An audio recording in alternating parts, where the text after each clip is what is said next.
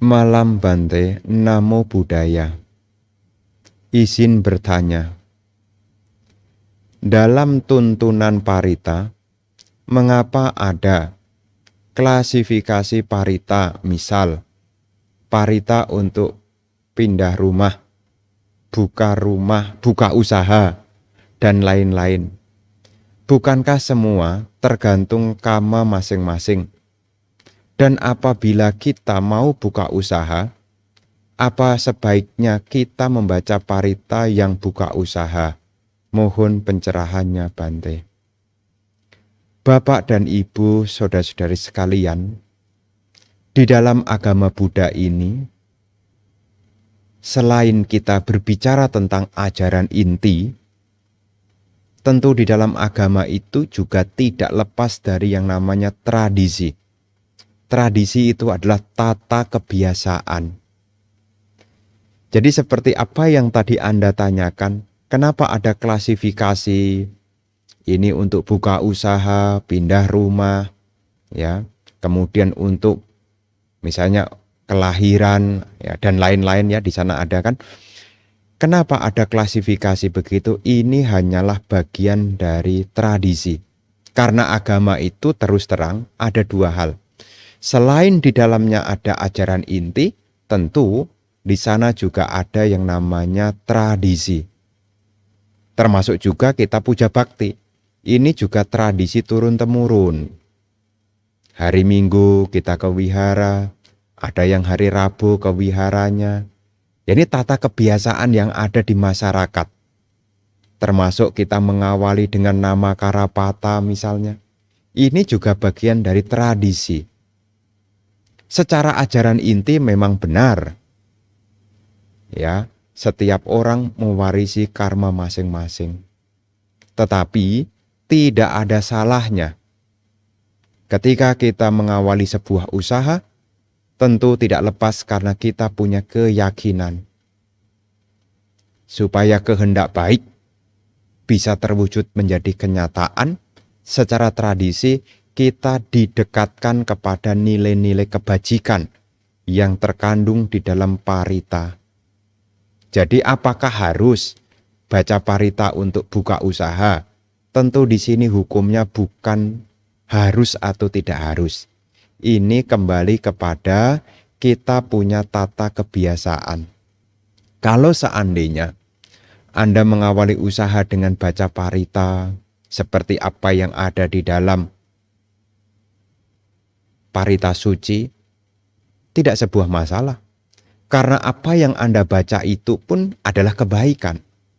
Mengagungkan Tiratana, ya, mengingat tentang hal-hal yang baik, ya, seperti misalnya Manggala Sutta, itu kan sebetulnya adalah rujukan tentang bagaimana supaya kehidupan kita memiliki keberkahan. Jadi dalam hal ini, ya, sangat baik juga kalau sebelum memulai usaha, selain Anda mempersiapkan apa yang Anda butuhkan, mungkin toko, mungkin barang dagangannya, ya tentu baik juga kalau seandainya diawali dengan memperkokoh keyakinan kepada Tiratana. Ya salah satunya ya dengan baca parita. Sekali lagi, ini adalah tradisi. Sifatnya tidak mengikat. Ya, sifatnya tidak mengikat. Jadi Anda boleh melakukan, tidak melakukan juga tidak apa-apa. Ya. Jadi ini hanyalah bagian tradisi saja. Ya. Memang di masyarakat tertentu, karena kita hidup juga punya pengaruh dari keyakinan yang lain, kadang-kadang rasanya juga ada sesuatu yang mungkin ada ganjalan dalam hati. Kemudian kita bertanya, kalau di sebelah mungkin ada doa, ya untuk buka usaha, untuk penempatan rumah. Terus kalau kita Buddhis bagaimana? Nah, kita juga ada di dalam tradisi yaitu membaca parita. Memperkokoh keyakinan kepada Tiratana. Kadang-kadang ada biku yang memperbarui sila, mendengarkan ceramah dhamma. Nah, ini kan kebaikan semua. Ya, ini kan kebaikan semua. Baca parita, memperbarui sila, kemudian mendengarkan bimbingan Dhamma sehubungan dengan apa yang sekarang sedang dikerjakan. Ini kan kebaikan semua.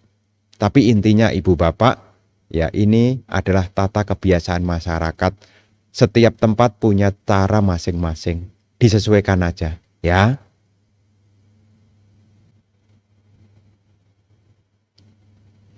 Wandami Biku izin bertanya, apakah seorang bante tidak boleh minum susu bubuk?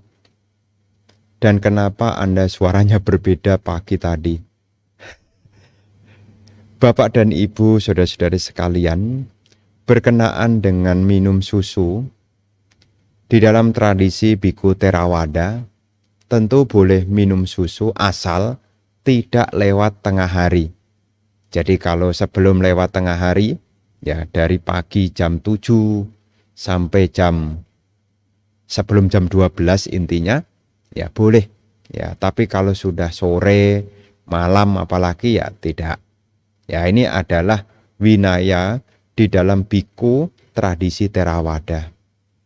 Kemudian yang mengenai suara tadi pagi itu karena ya anicca. Ya bahwasanya perangkatnya enggak tahu jadi berubah. Ya.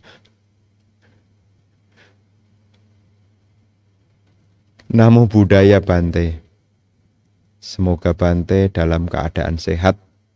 Saya izin bertanya, apakah dalam agama Buddha kita boleh berharap akan sesuatu lalu membawanya dalam doa seperti dalam kepercayaan agama lain, atau kegiatan seperti berdoa untuk mendapatkan sesuatu kepada Buddha itu dinilai kurang tepat dilakukan, Bante?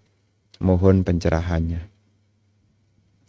Bapak dan Ibu, saudara-saudari sekalian, jika kita melihat di dalam kisah-kisah yang disampaikan termuat dalam kitab suci, tentu sesungguhnya kita juga boleh memiliki kehendak, pengharapan. Dalam bahasa umum kita mengenal istilah doa. Tapi perlu diingat, secara Buddhis apa yang kita tanam itulah yang akan kita petik. Jadi kalau Anda mengharap sesuatu, Anda harus melakukan sesuatu. Kita mengenal ada salah satu murid Sang Buddha yang terkenal di dalam perolehan, yakni Bante Siwali. Bante Siwali ini punya kelebihan. Dimanapun beliau berada, beliau tidak pernah mengalami kekurangan. Jadi beliau tidak pernah mengalami kekurangan. Kenapa bisa demikian? Karena di dalam kehidupan lampaunya, beliau pernah melihat tentang Buddha masa lampau yang mendeklarasikan tentang seorang biku. Di sana melihat dan mendengar ada biku yang dideklarasikan. Biku ini adalah biku yang terunggul di dalam perolehan. Ketika mendengar dan melihat hal itu timbul di dalam diri dari kehidupan masa lampau Bante Siwali. Saya juga kepengen. Ya. Kemudian Bante Siwali ini di kehidupan masa lampaunya, karena mengharapkan tentang kesejahteraan, dia selalu berbagi. Jadi kalau punya sesuatu, ia juga berbagi. Bahkan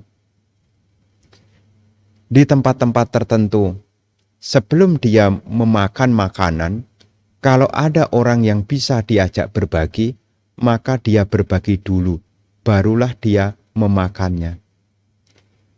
Karena sebagai akibat dari apa yang beliau lakukan, maka di kehidupan zaman Buddha Gautama, beliau disebut sebagai murid Sang Buddha yang terunggul di dalam perolehan. Jadi kalau ibu bapak mengharapkan sesuatu, ibu bapak harus melakukan sesuatu. Bante, semoga saya punya kekayaan. Ya tidak cukup hanya berdoa saja. Anda harus melakukan tindakan berdana, menjalankan sila, ya. Itu salah satu hal. Ya, itu sesuai yang ada di dalam ya salah satu usaha. Karena salah satu disebutkan di dalam sila, silena boga sampada. Dengan menjalankan sila, seseorang akan memperoleh kekayaan materi dan batin. Demikian pula ketika seseorang berdana, seseorang yang berdana itu akan jauh dari kesulitan. Hidupnya akan sejahtera. Singkat kata, kalau Anda berharap sesuatu, Anda harus melakukan sesuatu. Bagaimana ya Bante, supaya saya nanti menjadi orang yang pandai? Tidak menjadi orang yang bodoh. Dalam kehidupan sekarang, tidak cukup hanya berdoa. Anda harus rajin belajar dan juga kalau ada sesuatu yang membingungkan, Anda juga jangan segan-segan untuk bertanya. Jadi apa yang menjadi harapan bisa menjadi kenyataan, Anda harus membuat kebajikan. Ya misalnya, pengen lahir, ya, pengen dalam hidup ini sukses, ya Anda harus buat kebajikan. Ya, selain Anda menambah pengetahuan, menambah keterampilan, memiliki moralitas yang baik, ya, memiliki tutur kata yang baik, Anda juga perlu memiliki yaitu tindakan berbagi. Ya intinya, secara garis besar, kalau Anda punya pengharapan, jangan lupa membuat kebaikan. Ya, jangan lupa membuat kebaikan dulu. Ya, termasuk juga Anda bisa beradithana. Semoga dengan kebaikan yang telah saya lakukan ini, semoga saya, bisa disebutkan di situ. Ya, jadi kalau seandainya mengharapkan sesuatu, ya bisa seperti itu. Di dalam kehidupan masa lampau juga ada murid Sang Buddha juga yang sering ibu bapak dengar, yaitu Bante Anuruddha. Bante Anuruddha itu memang tidak seperti halnya Bante Siwali. Tapi Bante Anuruddha itu juga punya kelebihan, yakni tidak pernah mendengar kata tidak ada. Ya, jadi tidak pernah mendengar kata tidak ada. Kalau memiliki pengharapan, apa yang diharapkan itu selalu ada. Kok bisa ya Bante? Di dalam kisah disebutkan bahwasanya kehidupan masa lampau dari Bante Anuruddha adalah orang yang kekurangan. Beliau menyadari kenapa dalam kehidupan sekarang mengalami kekurangan. Beliau menyadari bahwasanya di kehidupan masa lampau, bahwasanya kurang melakukan kebajikan. Ketika akan melakukan kebajikan, tidak ada sesuatu yang bisa diberikan. Ketika ada sesuatu yang bisa diberikan, tidak ada yang menerima kebaikan. Jadi kesempatan berbuat baik tidak ada. Suatu ketika di zaman berikutnya itu, ya, di dalam zaman itu juga disebutkan menyadari hal itu, muncullah Paceka Buddha di saat yang tepat. Kemudian beliau mempersembahkan dana makanan. Pada saat mempersembahkan dana makanan itu beliau bertekad, setelah dana makanannya diberikan, bertekad, semoga dengan kebajikan ini, dia punya dua harapan. Harapan yang pertama, semoga tidak lagi mendengar kata tidak ada. Yang kedua, semoga tidak lahir di dalam keluarga miskin. Ya, beliau punya harapan seperti itu dan terkabul terwujud di zaman Buddha Gotama. Beliau terlahir menjadi Bante Anuruddha. Jadi tidak pernah mendengar kata nati. Nati itu artinya tidak ada. Jadi apa-apa selalu ada. Kenapa? Karena di kehidupan masa lampaunya beliau berbuat baik dan punya tekad yang baik itu. Begitu ya. Jadi sekarang ibu bapak kalau punya pengharapan ya tidak jadi persoalan. Tapi Bante ya menyampaikan, buatlah kebajikan. Karena dalam prinsip agama Buddha ini, apa yang kita tanam itulah yang akan kita petik. Pemberi kesejahteraan akan memperoleh kesejahteraan. Pemberi kesehatan akan memperoleh kesehatan. Pemberi umur panjang akan memperoleh umur panjang. Pemberi keelokan akan memperoleh keelokan. Ya, makanya di dalam biku menyampaikan Anumodana Gata itu disampaikan, ya, ayu wano sukang balang. Dari pemberian yang Anda berikan, ya semoga kiranya Anda memperoleh ayu umur, wano keelokan, sukang kebahagiaan, balang kekuatan. Begitu. Jadi Anda buat kebajikan. Setelah berbuat baik, ya bisa bertekad. Ya. Di dalam sutta dikatakan Bodhisatta terlahir di surga Tusita. Apakah ada disebutkan kenapa bukan terlahir di alam surga yang paling tinggi? Padahal masih ada surga Nimarawati dan yang lebih tinggi Paranimita Wasawati. Anumodana Bante. Para bapak dan ibu, saudara-saudari sekalian, hal ini sesungguhnya telah dijabarkan di dalam salah satu sutta yang terdapat di dalam Digha Nikaya yang berjudul Mahapadana Sutta. Jadi nanti ibu bapak bisa membuka di dalam Digha Nikaya Sutta ke-14 yang berjudul Mahapadana Sutta. Sutta tentang silsilah. Di sana telah disebutkan dan dinyatakan bahwasanya sudah menjadi dhammata. Apa itu dhammata? Dhammata adalah hukum universal. Seperti halnya selain Bodhisatta sebelum turun ke dunia untuk menjadi Buddha di surga Tusita, maksud saya, di dalam Mahapadana Sutta juga disebutkan ketika nanti Bodhisatta lahir, nanti Bodhisatta juga akan berjalan ke arah utara sebanyak 7 langkah. Ini ada di dalam Mahapadana Sutta. Termasuk juga nanti ketika Bodhisatta berusia 7 hari, ibu dari Bodhisatta ini akan tutup usia dan lahir di surga Tawatingsa. Jadi ibu bapak, saudara-saudari sekalian, di surga Tusita juga, bukan Tawatingsa, surga Tusita juga.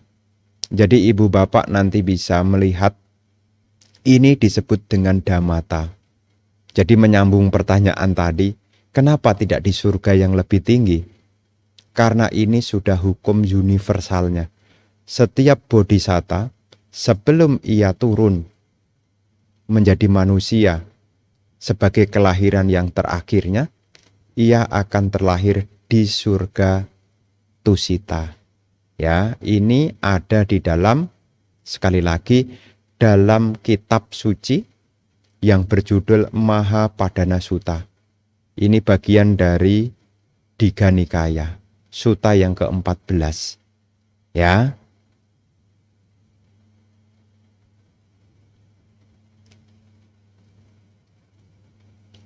Namo Buddhaya Bante, mau tanya.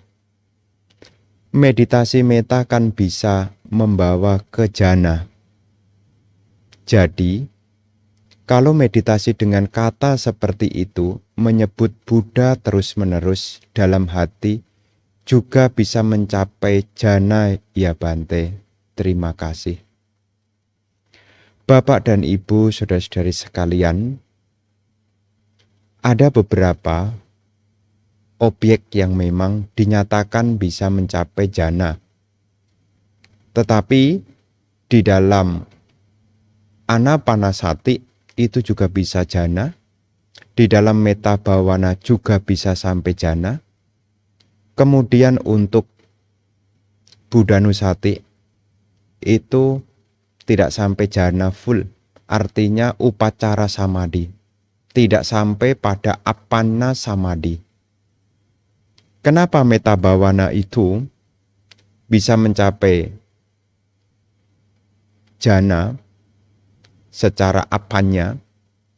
Memang secara awal ya cara pelatihannya adalah dengan cara mengulang kata demi kata, kalimat demi kalimat.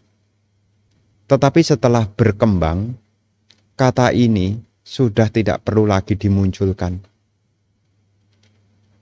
Pemancaran metta itulah yang tervisualisasikan. Makanya metta disebut sebagai apanya. Ya, apanya itu tanpa batas. Ya, salah satunya adalah metta. Ya, selain metta juga karuna, mudita dan upeka. Jadi untuk Buddhanusati itu nanti bisa dilihat penjelasannya lebih detail di dalam Wisuddhimagga di bagian bab 2 yang berjudul Samadhi. Di sana disampaikan ya objek-objek apa saja yang sampai tataran ya upacara samadhi, kanika samadhi sampai appana samadhi. Di sana ada penjelasannya. Ya, jadi ada penjelasannya. Kurang lebih begitu penjelasannya. Ya, nanti lebih lengkapnya Ibu Bapak ya mungkin yang bisa mengakses sebetulnya telah ada bukunya. Belum lama juga Wihara Bodhiwangsa Klaten telah menerbitkan yaitu Wisuddhimagga dalam terjemahan bahasa Indonesia. Ya, di sana telah dijabarkan terjemahan dalam bahasa Indonesia. Ya, di bagian kelompok 2 kan ada 3 jilid. Ya, bukunya ada 2 jilid. Ya. Ya, kalau di dalam bab 1 berbicara sila, bab 2 berbicara samadhi, bab 3 nanti berbicara panya. Ya, panya. Nah, itu ada di sana bukunya. Ya, nanti bisa dilihat lebih lengkapnya. Ya, tentang objek-objek apa saja yang masuk di dalam upacara samadhi, kanika samadhi, appana samadhi. Ya, appana samadhi ini ya sama dengan yaitu pencapaian jana. Ada di sana, ya.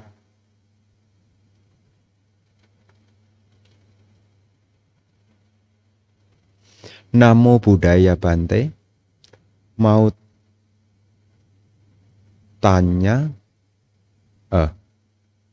Namo Buddhaya Bante. Bante, apakah merenung itu selalu bisa menambah kebijaksanaan? Terima kasih. Kita mengenal kebijaksanaan itu secara dhamma, asal muasal munculnya kebijaksanaan itu ada 3. Yang pertama adalah sutta mayapanya. Muncul kebijaksanaan melalui belajar, sutta. Apakah membaca, apakah mendengar, ini namanya sutta mayapanya. Munculnya kebijaksanaan melalui pembelajaran. Yang kedua adalah cinta mayapanya. Munculnya kebijaksanaan melalui pemikiran, meliputi perenungan-perenungan. Ya seperti ibu bapak melihat mungkin bunga, ya bunga yang semula itu bunganya mungkin masih segar, dengan bertambahnya waktu bunganya menjadi layu, kemudian bunganya akhirnya menjadi makin layu, mengering. Ya. Setelah melihat fenomena itu direnungkan. Ya, bahwasanya bunga ini tidak kekal. Atau melihat ya tubuh sendiri. Ya. Ketika Anda melihat foto lama Anda, dengan foto baru Anda yang sekarang, Anda lihat, oh dulu masih muda, sekarang tambah tua, timbul perenungan, oh sekarang saya tua, makin tua harus makin lebih baik misalnya. Itu namanya apa? Kebijaksanaan yang muncul setelah menggunakan ya penganalisisan, pemikiran yang disebut dengan cinta mayapanya. Dan yang ketiga disebut bawana mayapanya. Kebijaksanaan dari pengembangan batin. Batinnya berkembang sehingga batinnya mampu meninggalkan hal-hal yang buruk. Makanya di dalam bawana itu adalah meninggalkan hal-hal buruk yang sudah ada, mencegah hal-hal buruk yang belum ada, memunculkan hal baik yang belum ada, dan mengembangkan hal baik yang sudah ada. Di dalam bawana itu juga mengalami perkembangan sehubungan dengan pemahaman nama rupa secara langsung. Jadi sehubungan dengan munculnya kebijaksanaan itu ada 3 tadi. Nah, bisa melalui belajar yang disebut sutta mayapanya, ada yang melalui merenungkan yang disebut dengan cinta mayapanya, dan yang ketiga melalui pengamatan langsung, ya. Sehingga batin berkembang, meninggalkan hal yang buruk, memunculkan hal yang baik. Ya, ini disebut sebagai ya bawana. Bawana itu perkembangan. Batin yang berkembang, bawana. Makanya ketika ibu bapak berlatih di dalam dhamma, sebetulnya ini telah Anda upayakan di dalam menumbuhkan kebijaksanaan. Anda belajar mendengar. Setelah belajar mendengar, kemudian Anda berusaha untuk merenungkan bagaimana antara yang didengar dengan realitanya. Sehingga Anda bisa memilih yang ketiga. Apa yang patut untuk dikembangkan dan apa yang patut untuk ditinggalkan. Apa yang semestinya ya perlu diperjuangkan dan apa yang semestinya tidak perlu diperjuangkan. Ya, ini kalau batinnya sudah berkembang. Ya, orang-orang yang batinnya berkembang inilah apa yang dipelajari kelihatan manfaatnya. Kalau sudah bawana ini kelihatan manfaatnya. Makanya kadang-kadang ibu bapak baru sampai tataran yang pertama. Yakni apa? Mendengar, belajar, tapi belum kelihatan manfaatnya.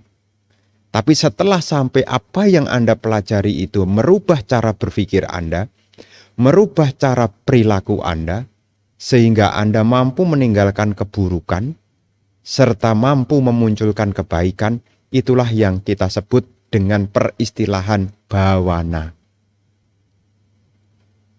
Begitu ya. Wandami Bante, izin bertanya, bagaimana memanage perasaan supaya bisa cepat move on dari rasa sakit hati? Terima kasih. Bapak dan Ibu, saudara-saudari sekalian, supaya kita bisa move on, ya sebetulnya telah disampaikan. Yang pertama, Anda harus kembangkan yaitu cinta kasih.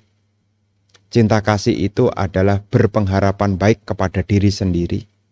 Semoga saya berbahagia. Jadi Anda kembangkan cinta kasih untuk diri Anda sendiri. Itu yang pertama. Yang kedua adalah karuna.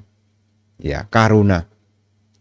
Anda harus kasihan terhadap orang yang menyakiti hati Anda. Karena apa yang ia tanam itulah yang akan dia petik. Mungkin Anda sakit hati dengan ucapan orang lain. Karena mungkin kata-katanya keras. Mungkin Anda sakit hati karena dikecewakan. Anda harus kasihan. Ya, karena dia berbuat jahat kepada Anda. Sebetulnya yang rugi bukan Anda. Yang rugi adalah dia. Tetapi kenapa kita menerima itu? Ini juga tidak lepas dari kama yang pernah kita tanam. Kenapa kita dikecewakan? Bisa jadi kita juga pernah mengecewakan. Kenapa kita bisa disakiti? Karena bisa jadi kita juga pernah menyakiti. Karena apa yang kita petik itu juga tidak lepas dari apa yang kita tanam. Jadi kalau dalam kehidupan sekarang ada orang yang menyakiti kita, munculkanlah belas kasihan, kasihanilah. Ya, kasihanilah. Anda kan pengen bahagia. Anda juga kasihan pada diri sendiri. Kalau Anda larut-larut, Anda menambah menderita. Demikian pula, Anda juga munculkan karuna. Kasihanilah orang yang berbuat buruk kepada Anda. Jadi yang pertama adalah meta, yang kedua adalah karuna. Yang ketiga, belajarlah UPK. Ya, UPK itu latihan ketenangan. Ya, belajar ketenangan. Apakah meditasi? Ya, meditasi. Ini bisa diusahakan. Belajarlah ketenangan. Meditasi. Atau hal-hal lain yang bisa menenangkan Anda. Misalnya, Anda mencari teman yang bisa Anda percaya. Kemudian Anda menceritakan. Supaya apa? Beban yang Anda rasakan ini ya bisa tersalurkan. Ya, tidak menjadi ya gundah gulana di dalam hati. Jadi yang ketiga tadi adalah UPK. Kemudian yang keempat disebutkan asati manasikara. Belajarlah untuk tidak memberikan perhatian. Yang lalu biarlah berlalu. Masa lalu memang bagian dari kehidupan Anda. Tapi masa lalu itu bukan satu-satunya dalam hidup Anda. Anda masih punya masa depan. Jadi jangan sampai kita terlalu fokus kepada apa yang sudah berlalu. Jadi sebisa mungkin kejadian yang sudah lewat, janganlah diungkit-ungkit kembali. Ingatlah, sekarang saya sedang apa? Lakukanlah hal-hal bermanfaat di masa sekarang ini. Jangan sampai ibu bapak hanya diam tanpa melakukan sesuatu. Geraklah. Ya, geraklah. Supaya apa? Supaya suasana hati Anda berubah. Jangan terlalu banyak murung. Geraklah. Ya, apakah nanti dipakai bersih-bersih rumah, apakah dipakai ngepel, apakah dipakai nyuci, ya artinya apa? Aktivitas tubuh. Supaya apa? Ini juga bentuk dari pengalihan perhatian. Dan yang kelima, kama sakata. Ya, setiap orang mewarisi karma masing-masing. Jadi apa yang kita terima, ini juga tidak lepas dari apa yang pernah kita tanam. Jadi kita harus ingat, Anda masih punya masa depan. Anda juga mengharapkan kebahagiaan. Janganlah terbelenggu oleh masa lalu. Anda harus bangun kembali. Apa yang ingin Anda capai dalam hidup ini? Kalaupun itu sesuatu yang mungkin menyakitkan, bangkitlah. Tidak ada yang membuat kita bahagia selain diri kita sendiri. Setiap orang mencintai dirinya sendiri. Maka orang bijak mengatakan, jagalah diri sendiri. Karena tidak ada yang bisa membuat kita bahagia selain kita sendiri. Apa yang kita dapat? Apakah itu berpisah? Apakah nanti mengalami perubahan? Tentu diri sendiri inilah yang bisa menerima. Makanya sebisa mungkin ibu bapak, ya milikilah meta. Ya. Jadi jangan sampai Anda pikirannya aku tidak suka, aku tidak cocok, kenapa. Gantilah kata-katanya dengan semoga saya berbahagia. Semoga semua makhluk berbahagia. Ya, Anda ulang-ulang kalimat yang baik. Karena kadang-kadang dalam hati ini suka ngomong-ngomong terus. Disebutkan di dalam Anggutara Nikaya kelompok 1. Kenapa bisa sakit hati? Kenapa seseorang bisa membenci? Karena seseorang memperhatikan sesuatu yang tidak menyenangkan. Sesuatu yang tidak menyenangkan jika diperhatikan terus-menerus, sesuatu yang tidak menyenangkan itu bisa memunculkan ketidaksukaan, muncul biapada, bisa merambah menjadi kemarahan, bahkan bisa menjadi sebuah dendam. Dari apa? Dari memperhatikan sesuatu yang tidak menyenangkan. Ya, daripada pikiran kita isi pikiran yang tidak baik, lebih baik sambil duduk, ulangi dalam hati. Semoga saya berbahagia. Semoga saya berbahagia. Nah, beberapa saat ya Anda bisa menambahkan semoga semua makhluk berbahagia. Karena intinya Yang membuat kita lebih baik adalah diri kita. Ya, orang bijak mengatakan motivator nomor 1 adalah diri kita sendiri. Karena tidak ada yang bisa menggerakkan kita menuju hal yang lebih baik selain diri kita sendiri. Terus semangat, terus berlatih, munculkanlah meta di dalam hati Anda. Dan pahamilah, setiap orang punya karma masing-masing. Buatlah karma-karma yang baik, supaya kebaikan-kebaikan mengubah keadaan. Semakin hari bisa semakin lebih baik. Ya. Bante, tolong bimbingannya. Saat meditasi, nafas kerasa tambah tipis. Jadi, ndak ada rasa di sekitar bibir atas. Jadi saya perhatikan dan merasakan saya sedang bernafas, sedang mengeluarkan nafas. Apakah betul seperti itu, Bante? Bapak dan Ibu, saudara-saudari sekalian, memang di momen-momen tertentu, kita memang mengalami, yakni masa pasang dan surut. Artinya apa? Segala sesuatu ini juga tidak kekal. Jadi apa yang Anda sampaikan ini adalah pengalaman hampir dialami oleh beberapa peserta meditasi. Dan ini adalah hal yang wajar. Nanti dengan bertambahnya waktu, jam latihan Anda, kemudian Anda juga tidak membiasakan terbawa oleh lamunan-lamunan, maka kesadaran Anda akan bertambah kuat. Ya. Karena salah satu, ya, ketika kondisi kesadaran kita kuat, ya, kita bisa merasakan nafas yang halus.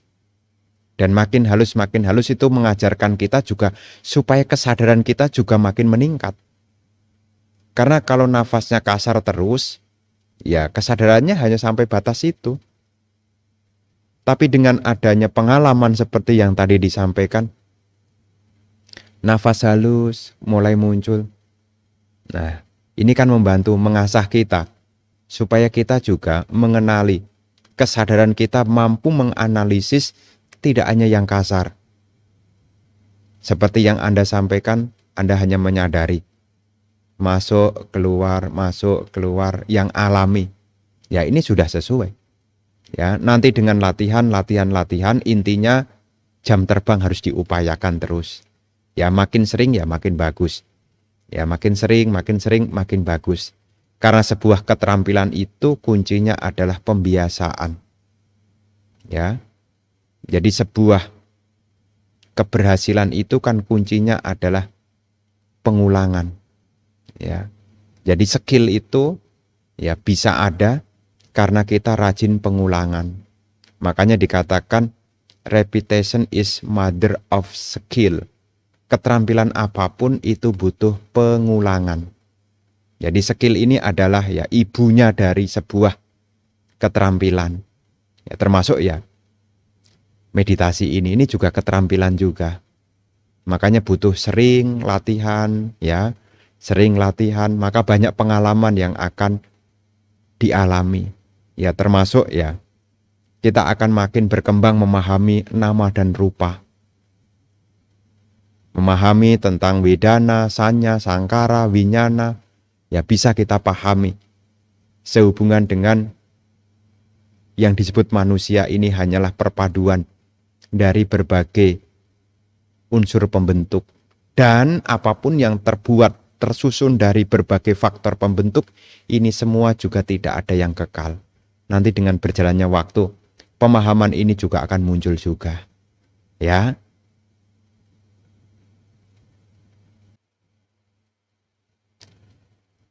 Selamat malam, Bante.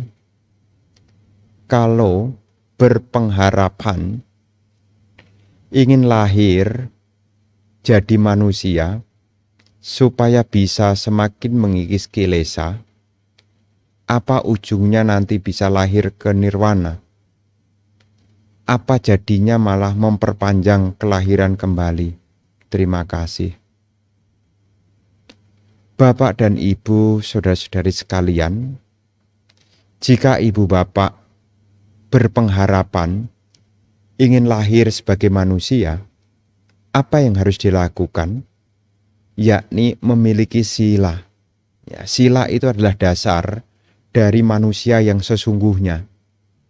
Jika di dalam kehidupan ini sebagai perumah tangga, ibu bapak menjalankan sila dengan baik, ibu bapak akan mampu lahir kembali di alam manusia. Kemudian, ketika lahir di alam manusia, Anda bertemu dengan Dhamma, kemudian Anda juga punya kehendak untuk mengikis kilesa, maka tentu arah yang akan dicapai adalah nibbana. Nibbana itu adalah lenyapnya loba dosa moha. Nibbana itu adalah lenyapnya kilesa-kilesa. Jalan untuk melenyapkan kilesa ini adalah jalan mulia berunsur 8 yang disingkat menjadi sila, samadhi, dan panya. Sila, samadhi, dan panya. Jadi selama Anda punya kehendak untuk tidak lahir kembali, ya Anda bisa mengusahakannya. Dengan apa? Tidak cukup hanya berpengharapan. Anda harus memunculkan di dalam jalan mulia berunsur 8. Mempraktekkan jalan mulia berunsur 8. Itu nanti jalan menuju nibbana. Ya, jalan menuju nibbana. Samaditi, sama sangkapa, pandangan benar, pikiran benar, ucapan benar, perbuatan benar, penghidupan benar, usaha benar, perhatian benar, konsentrasi benar. Yang disingkat menjadi sila samadhi panya. Ini adalah jalan menuju nibbana. Jadi tidak hanya kita bertekad lahir jadi manusia nanti mencapai nibbana. Anda harus berusaha. Sudah lahir jadi manusia, ia menjalankan, yaitu jalan mulia berunsur 8, menyempurnakan ya sila samadhi panya itu. Begitu ya. Wandami Bante izin bertanya, wibawa tanha, contohnya apa saja yang termasuk wibawa tanha? Bapak dan Ibu, saudara-saudari sekalian, wibawa tanha ini adalah dorongan ketidakmenjadian. Kenapa ada orang yang punya nafsu keinginan untuk tidak menjadi? Karena dia punya salah satu pandangan bahwasanya dalam kehidupan ini ya tidak ada apa-apa. Ya, itu ada di dalam buku Dhammacakkappavattana Sutta, itu telah disampaikan. Jadi bagi ibu bapak yang ada di rumah yang mengikuti canting malam, nanti dibuka buku Parita Suci yang biru ya. Buku Parita Suci yang biru itu ada keterangan apa yang disebut dengan wibawa tanha. Ya, tindakan seseorang yang ingin tidak menjadi, wibawa itu tidak menjadi, karena dia punya pandangan tentang ya kekosongan, nihilisme. Ya, nihilisme. Kekosongan. Ya, jadi ada orang yang punya pandangan begitu. Nah, kalau bahwa tanha, ya, seseorang ingin menjadi, masih ingin menjadi karena dia punya pandangan adanya diri yang kekal. Maka pengen jadi ini, pengen jadi itu. Jadi ini mengacu kepada pandangan. Ya, pandangan. Jadi bukan kemudian oh berarti kalau tidak ingin menjadi, bukan begitu. Ya, jadi pengertiannya ya jangan sampai pengertian wibawa tanha nanti dimengerti sebagai pengertian ingin mencapai nibbana. Oh berbeda ya, berbeda. Ya, berbeda. Jadi berbeda pengertiannya.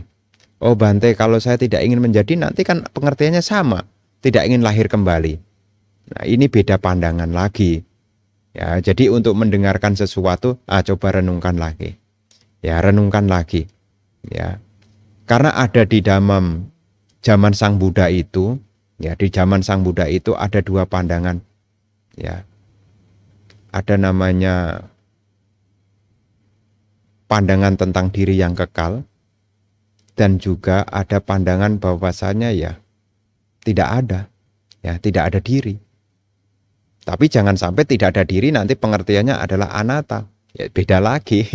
Ya di dalam pemahaman ini kita perlu kebijaksanaan yang mendalam. Karena untuk memahami anatta, ini nyambung ke anatta, seseorang harus melihat dulu anicca. Ya, melihat anicca, dukkha, barulah bisa melihat anatta. Tanpa melihat anicca, dukkha, maka tidak mungkin bisa melihat anatta. Karena prosesnya ya dari situ.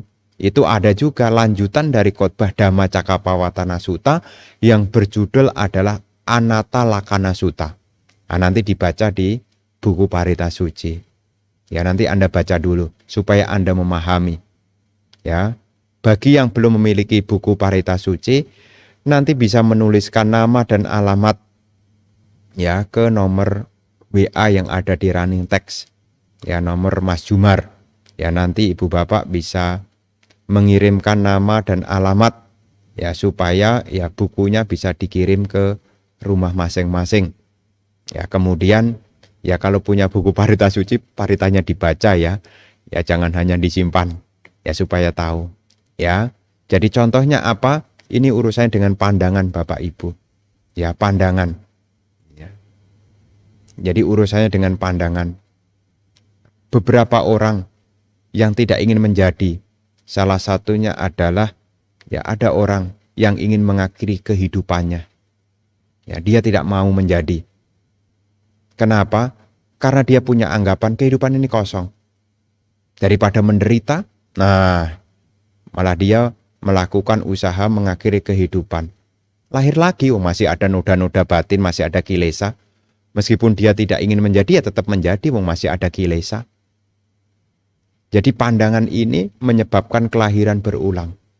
Makanya di dalam Dhammacakkappavattana Sutta disebut juga bahwasanya tanha itu menyebabkan kemunculan pono bhavika. Pono bhavika menyebabkan kelahiran berulang, pono bhavika. Tata-tatra binandini mencari kesenangan. Ya, dan berkaitan dengan nandiraga, kesenangan-kesenangan. Pono bhavika menyebabkan kelahiran.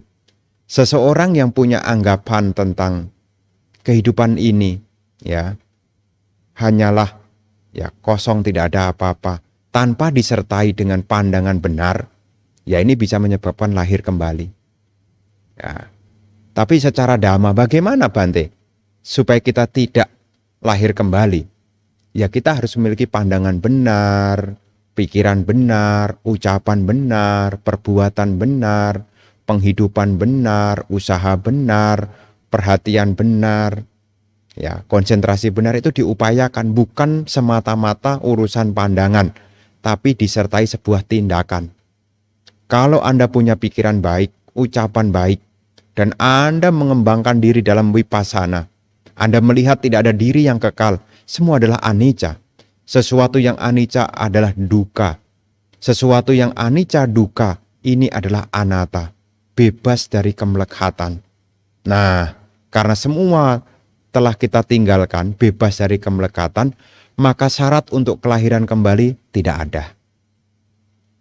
Nanti bisa dibaca di dalam Anatta Lakkhana Sutta. Itu sutta itu satu rangkaian. Dhammacakkappavattana Sutta dan Anatta Lakkhana Sutta itu satu rangkaian. Karena Dhammacakkappavattana Sutta itu disampaikan oleh Guru Agung Buddha kepada 5 orang pertapa yang diperingati di hari Asada. Nah, setelah pembabaran Dhammacakkappavattana Sutta itu dilanjutkan dengan pembabaran Anatta Lakkhana. Barulah kelima Pancawaggiya Bhikkhu itu mencapai arahat semua. Itu rentetan sutanya. Ya.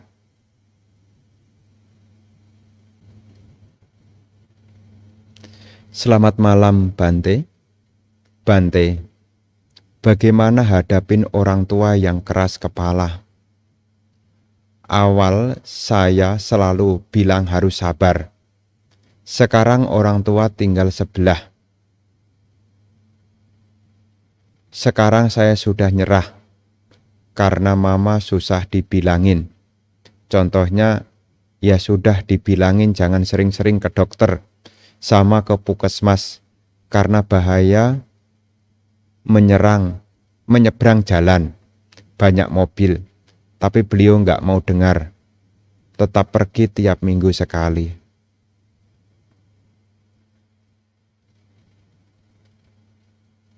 Ya, kalau memang kondisinya demikian, ya kalau mau pergi ke rumah sakit atau puskesmas ya ditemani lah. Ya ditemani. Ya. Jadi bukan kemudian kita membiarkan begitu saja. Karena kesehatan itu juga hal yang memang patut diupayakan. Apalagi di dalam Sigalo Wadasuta juga disebutkan kewajiban anak kepada orang tua adalah merawat orang tua. Ya, salah satu menemani pergi ke puskesmas itu juga salah satu kewajiban. Ya, ya jadi ibu bapak ya dengan sabarlah, namanya sebagai anak ya harus menyadari dulu kita juga pernah merepotkan orang tua. Ya sekarang juga mungkin orang tuanya agak merepotkan. Ya ibaratnya ya balas kebajikan. Ya balas kebajikan. Karena dulu dia pernah memberi ya sekarang kita beri. Dulu dia pernah melayani ya sekarang kita belajar untuk melayani. Ya, jadi jangan sampai ya menjadi emosi. Ya jangan sampai. Karena dulu kita juga merepotkan orang tua juga loh jadi anak itu. Ya. Dari kecil kita tanpa orang tua, ya kita tidak bisa seperti sekarang. Ya. Mungkin kita juga sama, dulu juga susah untuk dibilangin. Ya. Jangan keluyuran, tetap keluyuran. Ya sekarang ya begitulah. Ya kita juga harus menerima apa adanya juga. Ya.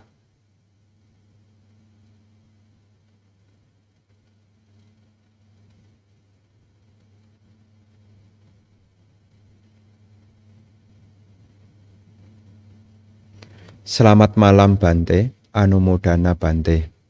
Mau tanya, dalam meditasi, pikiran yang sering muncul itu termasuk elemen apa ya Bante? Apakah elemen angin juga? Terima kasih. Bapak dan Ibu, berkenaan dengan pikiran. Pikiran yang muncul, berkembang, muncul dan berkembang, ini bukanlah rupa. Ya, jadi bukan unsur tanah, bukan unsur air, bukan unsur api, juga bukan unsur udara. Pikiran yang muncul dan tenggelam ini adalah sangkara, sangkara kanda, bentukan-bentukan. Sangkara kanda ini masih bersama dengan loba dosa moha. Ya, sangkara kanda ini masih bersama dengan loba dosa moha atau aloba adosa amoha. Ya kadang-kadang kita duduk muncul keserakahan, ingin ini, ingin itu. Ya, muncul juga kebencian, tidak ingin itu, tidak ingin ini. Ya, saya tidak suka ini, akhirnya kakinya kesemutan, muncul gejolak batin. Itu sangkara-sangkara namanya. Kemudian, ada juga kadang-kadang kita diingatkan pada kebaikan. Oh besok ikut kelas dhamma, oh besok mau ke wihara, itu juga sangkara-sangkara juga. Ya. Lantas bagaimana untuk menghadapi sangkara-sangkara ini? Ya, itulah gunanya objek. Makanya meditasi itu perlu objek. Supaya apa? Sangkara-sangkara ini yang tidak baik khususnya supaya tidak berkembang. Ya, nafas masuk, nafas keluar. Ya, supaya apa? Sangkara-sangkara yang tidak baik supaya tidak muncul dan berkembang. Harapannya apa? Dalam samatha ketenangan, harapannya adalah sangkara-sangkara yang baik yang muncul. Seperti meta, semoga ya, semoga saya berbahagia. Ya ini kan untuk sangkara yang baik. Kemudian UPK ini kan juga sangkara yang baik. Ya untuk ketenangan batin, ini kan sangkara yang baik.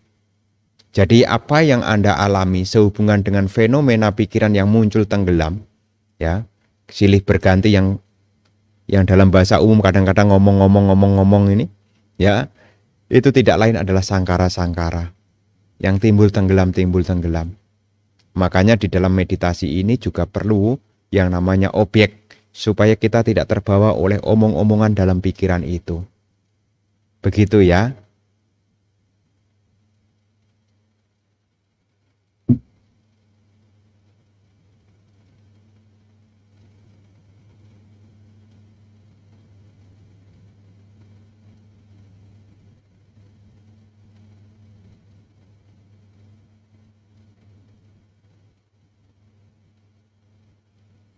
Malam Bante, izin bertanya.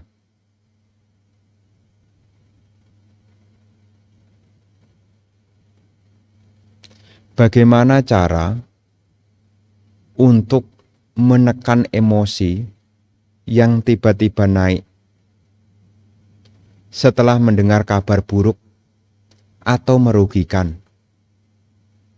Apakah ini bisa ditekan dengan membaca parita di dalam hati?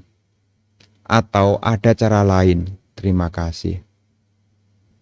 Bapak dan Ibu, saudara-saudari sekalian, di dalam upaya untuk menenangkan, ini sebetulnya ada berbagai hal yang bisa dilakukan. Salah satunya adalah merasakan nafas masuk, nafas keluar. Anda duduk dengan tenang, Anda perhatikan tubuh jasmani Anda duduk dengan tenang. Tarik nafas masuk, nafas keluar. Atau Anda bisa mengulang dalam hati, semoga semua makhluk berbahagia. Tujuannya apa? Supaya perhatian kita tidak terbawa oleh apa yang didengar. Lantas, apakah itu akan menyelesaikan permasalahan? Tentu tidak. Tetapi sebelum Anda menyelesaikan masalah, minimal Anda sudah punya ketenangan. Nah, setelah Anda punya ketenangan, Anda bisa bertanya dalam diri, apa yang bisa saya lakukan ya? Kalau ada hal seperti ini tidak menyenangkan, apa yang bisa saya lakukan ya? Ini tujuannya apa? Supaya membantu kita mencari solusi. Karena setiap masalah itu tidak bisa kita tinggalkan begitu saja. Kita berusaha untuk mencari solusinya bagaimana. Ada kabar buruk, apakah kita dirugikan? Pertama kita tenangkan diri. Apakah mengucapkan semoga makhluk bahagia? Setelah menenangkan diri, Anda bisa. Apa yang bisa saya lakukan ya? Kalau sampai tidak bisa, saya mesti hubungin siapa ya? Jadi Anda supaya terbiasa mencari jalan keluar. Jadi kalau ada hal yang tidak menyenangkan, yang dikastakan kabar buruk, Anda tenangkan diri Anda supaya tidak terbawa emosi. Apakah meditasi, baca parita, ya. Setelah itu Anda memunculkan pemikiran, apa yang bisa saya lakukan ya? Kalau tidak bisa, ada pertanyaan berikutnya. Saya mesti hubungin siapa ya? Ini bisa dilakukan. Saya mesti hubungin siapa ya? Istilah katanya adalah mau minta tolong siapa ya? Kan ungkapannya kalau kita tidak mampu, ya Anda juga perlu mencari teman. Siapa ya kira-kira bisa bantu saya ya? Nah, dengan begitu ada masalah datang, kita sudah punya persiapan untuk menghadapinya. Kita punya persiapan untuk mencari jalan keluarnya. Namun sebelum mencari jalan keluar, ya Anda perlu menenangkan diri dulu. Ya, bisa baca parita, bisa menarik napas masuk, napas keluar, atau juga mengulang kalimat metta. Setelah itu baru ditanya, apa yang bisa saya lakukan ya? Kalau tidak bisa, saya mesti hubungin siapa ya? Nah, ini adalah hal yang bisa dilakukan, ya.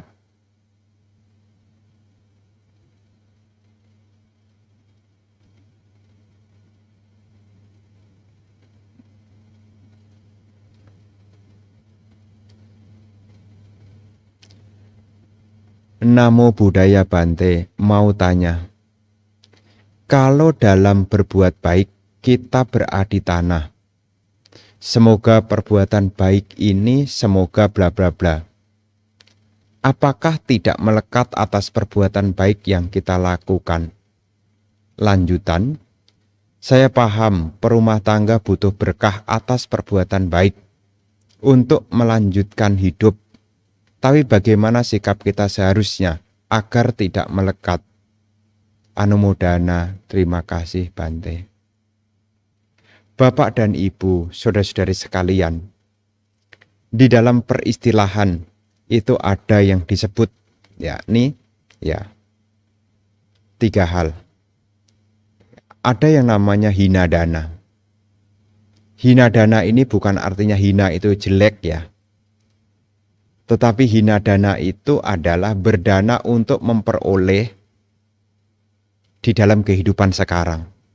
Ya seperti dagangan laris, punya banyak pengaruh ya. Intinya untuk kehidupan yang sekarang. Ini masuk dalam ya hina dana. Kemudian yang kedua adalah majima dana. Orang berbuat baik untuk pengharapan nanti. Semoga lahir di alam surga. Ya. Ada yang tertinggi yakni berbuat baik untuk melenyapkan penderitaan, untuk mengikis kilesa, untuk mengikis kemelekatan. Ya. Jadi semua ya 3 hal ini ya kadang-kadang bisa masih muncul. Masih muncul. Ya, ada kita berbuat baik dalam kehidupan sekarang. Semoga dagangan laris. Apa salah? Ya tidak. Tapi ini tatarannya ini ya disebut hina dana.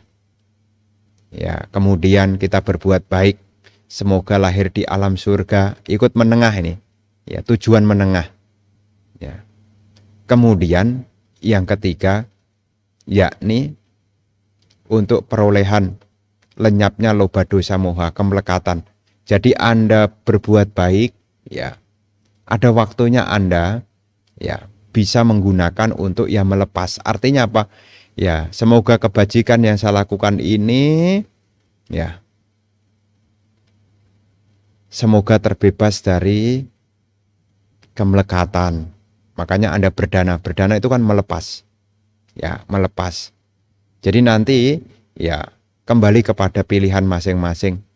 Ya boleh juga. Ya semoga lahir ya karena ini masuknya di menengah.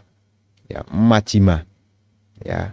Nanti setelah Anda melihat ya bahwasanya dalam kehidupan ini ada penderitaan, kemudian Anda bertekad untuk memperoleh lenyapnya loba dosa moha, ya Anda juga bisa setiap kali berbuat baik. Ya Anda juga membuat sebuah aditana demikian. Maka dalam hal ini ya variasi-variasi ya bisa dilakukan. Ya, ya mungkin saat ini Anda berbuat baik kemudian doanya untuk kehidupan sekarang. Mungkin lusa berbuat baik tujuannya untuk lahir di alam surga. Mungkin lusanya lagi Anda berbuat baik dengan tujuan untuk nibbana. Kan semakin banyak taburan kebajikan yang dilakukan kan makin banyak juga peluang-peluang untuk memperoleh apa yang menjadi harapan. Ya. Karena di zaman-zaman masa lampau yang tadi telah Bante sampaikan itu ada kisah tentang yakni Bante Anuruddha. Ya, Bante Anuruddha juga pernah bertekad di kehidupan masa lampaunya. Semoga saya tidak lahir di keluarga miskin. Semoga saya tidak terlahir dengan tidak mendengar kata tidak ada yang tadi Bante telah sebutkan. Ya, itu kan salah satu ya pengharapan yang sifatnya menengah.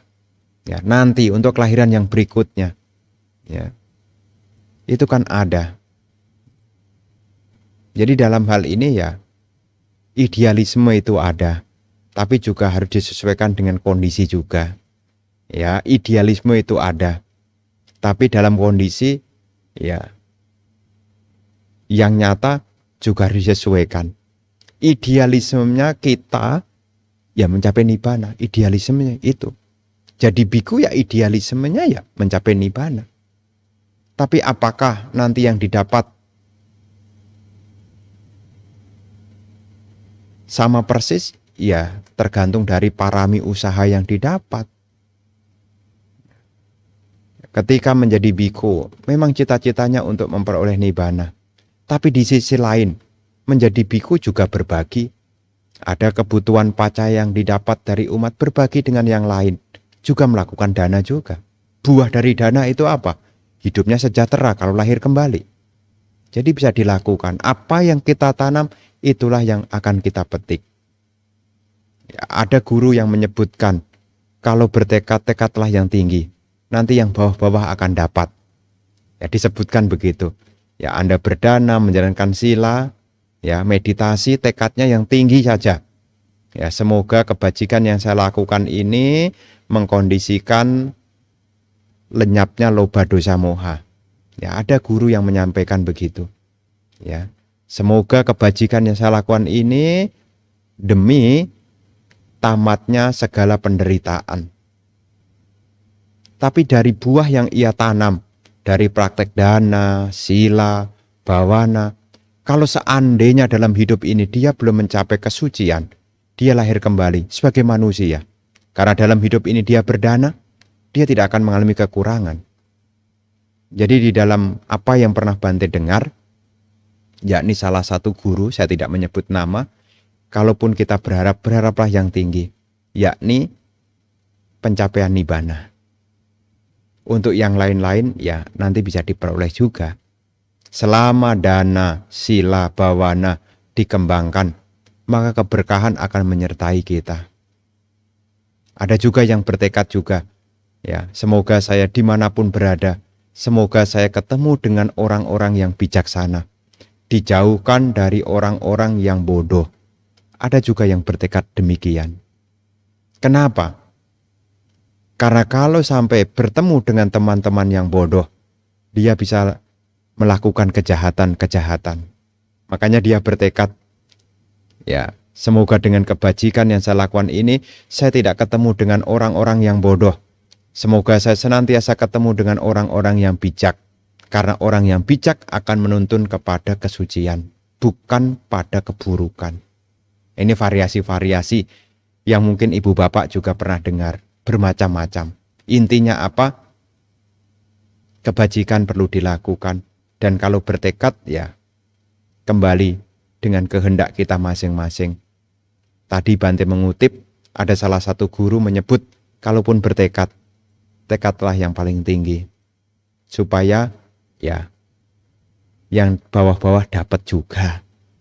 Begitu ya.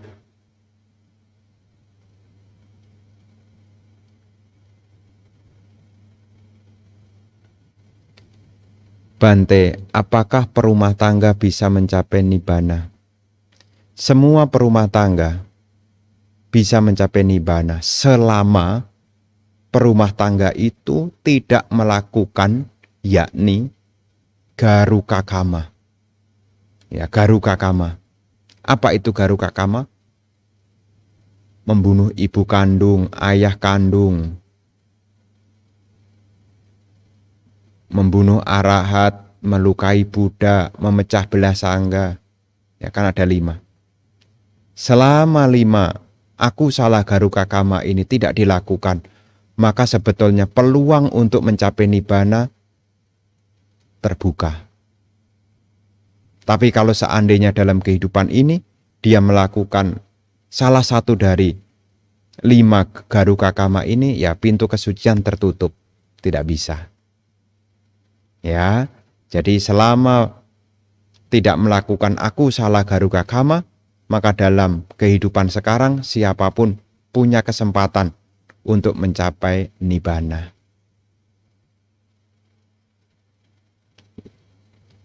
Pertanyaan terakhir, mau tanya Bante, apa besok masih ada chanting dan meditasi bersama? Untuk besok malam, tidak ada chanting malam, ya karena besok memenuhi, yakni undangan untuk membimbing meditasi secara offline hari Sabtu di Semarang.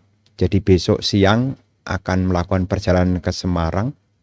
Kemudian juga hari Minggu akan memenuhi undangan asada di Wihara Bodhidharma Pekalongan. Jadi kemungkinan kita berjumpa mungkin kalau tidak hari Selasa, hari Rabu. Untuk chanting pagi, besok pagi masih ada. Ya. Di dalam tradisi, di dalam winaya maksud saya, seorang biku meskipun masa wasa boleh meninggalkan tempat asal tidak lebih dari 7 hari. Dengan alasan salah satunya adalah untuk menjaga keyakinan kepada Tiratthana. Jadi ada umat yang punya keyakinan, kemudian mengundang biku, maka biku bisa meninggalkan tempat puasanya, tapi tidak lebih dari 7 hari. Mungkin ada yang bertanya, loh Bante ini puasa kok Bante pergi-pergi? Secara Dhamma Winaya kita diperkenankan ya meninggalkan tempat puasa dengan alasan-alasan tertentu. Salah satunya adalah ya kalau ada undangan dari umat atau ada undangan untuk memperoleh persembahan, ya boleh datang. Ya termasuk ya undangan yang disampaikan kepada saya untuk mengisi ceramah, untuk memberikan pembinaan, ini boleh meninggalkan tempat puasa. Ya, meskipun juga ya selain itu juga ada yakni boleh meninggalkan puasa kalau kuti atau wiharanya mau roboh, boleh ditinggalkan juga. Kemudian menengok ibu dan ayahnya boleh juga, tapi tidak boleh lebih dari 7 hari. Ya, kemudian ada biku yang mau lepas jubah untuk memberikan nasihat, boleh meninggalkan tempat puasa, tapi tidak boleh lebih dari 7 hari.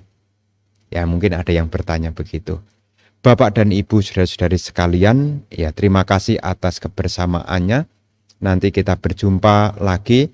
Ya, selama Ibu Bapak ya mengikutinya, ya pasti Ibu Bapak akan mengetahui kapan ada jam cantingnya. Ya, nanti kalau Ibu Bapak istilahnya itu apa ya? Mensubscribe ya. Ya nanti Ibu Bapak akan tahu kegiatan live streamingnya kapan saja akan ada di situ. Ya.